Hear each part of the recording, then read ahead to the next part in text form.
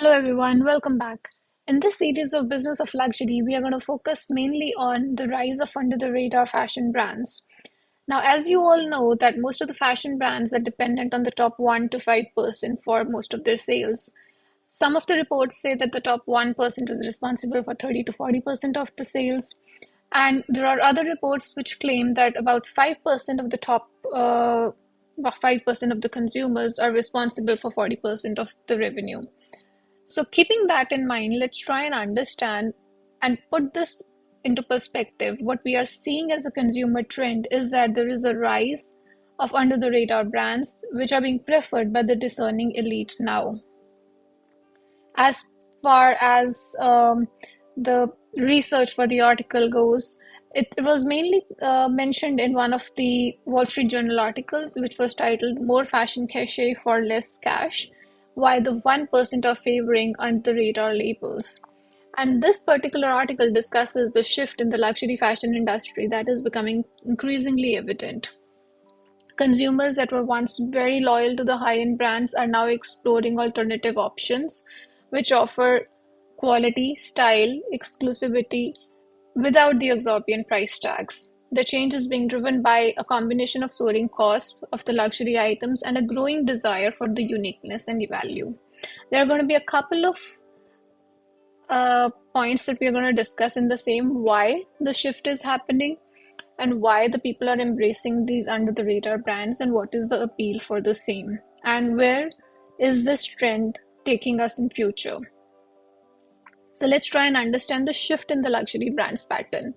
The shift in the luxury brands pattern is that the luxury fashion, which has been synonymous with exclusivity, with the prices to match. However, in the recent few years, especially after the pandemic, what we have seen is that consumers are rebelling against the steep price rise of the luxury goods, which have outpaced inflation, and the cost of these price increases cannot be attributed to either the materials or the shipping. And the shift isn't about economizing the traditional sense, but brands, they are kind of seeking out brands which offer a unique blend of quality design as well as affordability. For example, for the same product which used to cost around $1,500 before the pandemic, now there are a lot of brands which are offering almost the same product with the same quality at about $6,500. So there has been a steep rise that has been undertaken by most of the luxury brands with respect to the prices, but the quality is not matching. And also, the consumers have started to realize that given the price rise, it doesn't make sense for them to be splurging on these items. For example, the time for Balenciaga logo t-shirts is almost gone. Now, even that brand has to find a way to keep engaging the consumers. And at the same time, the logo t-shirts was never something that the top 1% used to purchase. It was mainly purchased by the affordable luxury segment who wanted to kind of um, send out the message that yes, we have arrived, we belong to this segment. But again, we are talking about the top 1% here, the discerning customers who have been loyal customers to the top luxury brands for quite some time now. Why are they embracing the under the radar brands? Now, what is being seen is that shoppers are turning their back on conspicuous consumption and gravitating towards the lesser known brands which prioritize craftsmanship over the logos. And it is not merely because of lower prices, but it is a deliberate choice for originality and was as well as personal style. And we have seen a couple of brands which are gaining popularity. For example, Frame, Sporty and Rich, Mansour Gabriel. So these are the couple of brands which are shining out amongst the segment of the brands which are gaining popularity within this segment. And secondly, we also wanted to focus on what's the appeal of these independent boutiques and online consignments. What has happened after the pandemic is that during the pandemic, everybody was restrained to shopping from their homes, and online shopping became a huge boom. But after the pandemic, everybody wants to see things and buy them in person. And there is a resurgence of in person shopping in boutiques and stores that reflect a curated fashion experience, not something which is available everywhere and not various designs or various colors within the same design. People are actually looking out for those curated experiences wherein they can try and find new items that are not available everywhere else, new designers, new brands. So that is something that is taking an effect now.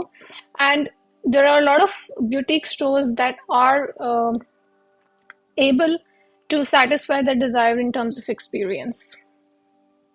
And also, when we talk about the consignment stores, stores like Vistar Collective are becoming popular because you can find a luxury item at a fraction of the cost. If you don't buy it firsthand, if you try and wait for it, you can actually buy the same product after maybe a couple of months or a year or so, but at almost one third the price. Moving on. So, what is the impact that it is having? So, this is showing us in a trend as to where the industry is going. It is pointing towards what the industry is is preferring, and how there are smaller brands within the luxury industry which are responding to the same. There are consumers who have been loyal customers to high-end brands, but now they have started to prefer other brands also, just to make sure that they have variety in their closets, and also rebelling against the steep price rises. They might still go into Hermes for the Birkin, they might still go to Dior for something very specific, but yes, they're also exploring other brands which offer them a more personalized experience, which offer them something which is more personalized in terms of their own style. So that is where the whole segment, consumer segment, as well as the industry is moving. And this is still early days for this, but it is not something which is not being seen. It is not something which is um, seen only in terms of very fractional sense. No, it is a trend which is gaining popularity. And let's see how it kind of shapes up in 2024. So that's all that we have for you in today's Business of Luxury series. Hope you have enjoyed the segment. Do stay tuned in for more.